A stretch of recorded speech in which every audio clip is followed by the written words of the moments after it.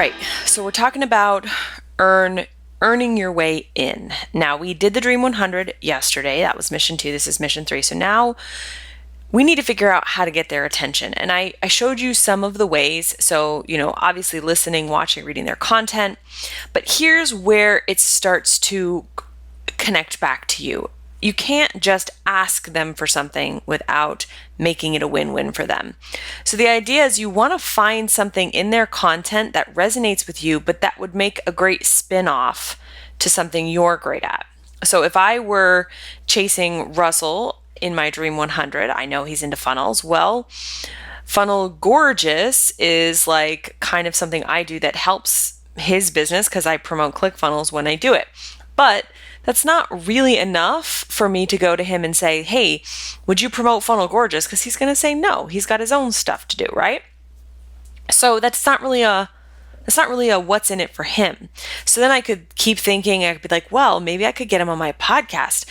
But how do I get him on my podcast, right? How that would give me incredible notoriety. He's not going to necessarily promote me, but maybe he has a podcast with, let's say, Dave Woodward or people around him. Maybe I could get on their podcast. So I start to look for content that he's talking about. Maybe he talks about funnel design somewhere in a podcast and I talk about how amazing that was. And then I spin it off into something that I want to ask for, right? So you need to create those custom hooks. This is not easy to do, so it's going to take you a little while. I do, however, want to show you, this is a Marketing Secrets podcast, the secret to getting anybody to do anything you want. In fact, I'm just going to go ahead and put this here as a resource on this sheet here. Okay. So he was talking about how someone had found his personal address and written him a letter.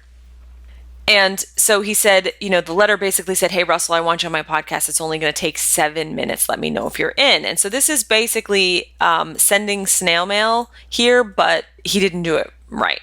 And so Russell goes on this entire rant and explains this synonym called what's in it for me, where I forget where he puts it here, but it's like you have to make an amazing offer that's going to get your Dream 100's attention. So I want you guys to listen to this because he goes on and on. He's like, when you're asking somebody for something, it doesn't matter how small it might seem to you. 7 minutes may not be a big deal to you, but for Russell, who bills his time at $10,000 an hour, to be on a podcast for 7 minutes is going to be a lot of money. It's got to be at least $5,000 worth of value for him to take the time out.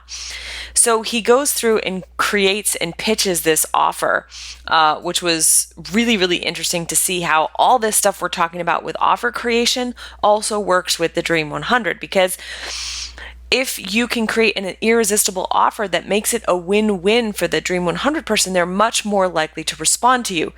The funny thing is the guy heard this podcast and then tried a second time and did exactly what Russell said. I can't remember if he went on his podcast or not. But go ahead and go listen to this.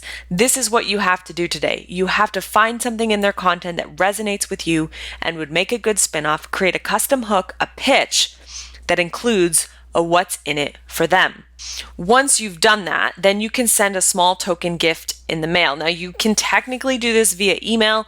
I think that it would probably be better to do it by snail mail because you know how inboxes are, but you want to find a small token gift that doesn't appear like bribery. It doesn't make sense to send this huge gift that will make them almost feel like, gosh, well, now what do I have to do? Because then it feels like a bribe. You want it to be a small, meaningful token. So if you, for example, I'll give you an example. I love mugs with quotes on them.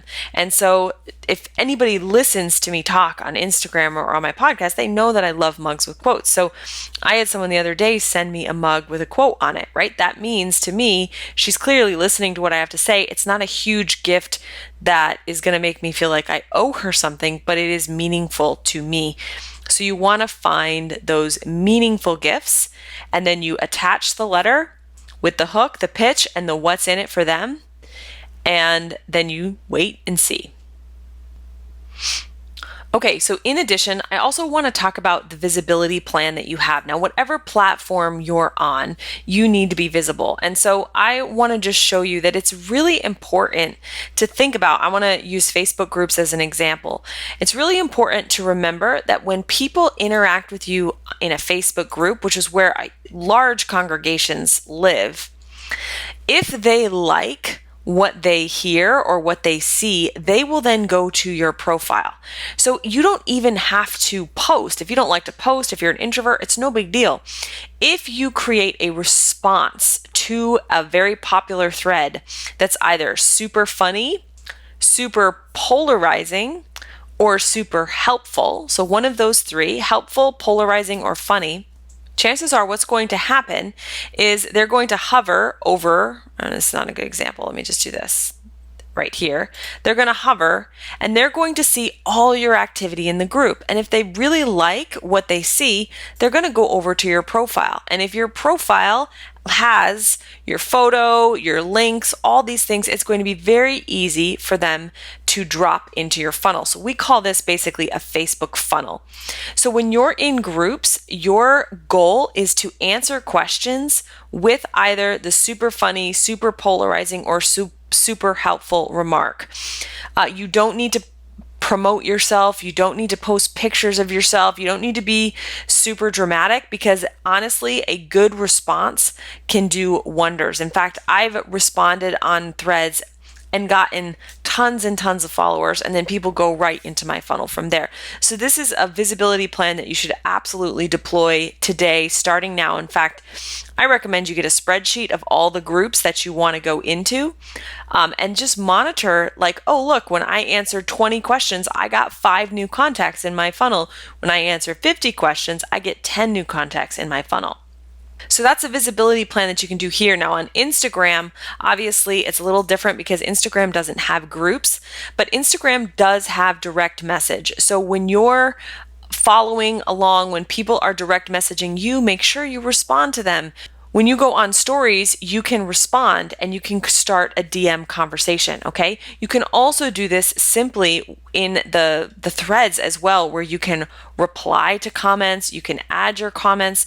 The more like a human you act on social media, the more attention you're going to attract. People love to feel smart, people love to feel heard, people love to be responded to. So take time out of your day, every day, whatever platform you're on, to engage, respond to private messages, respond to comments, and be super helpful, funny, or polarizing in groups to get people on your profile.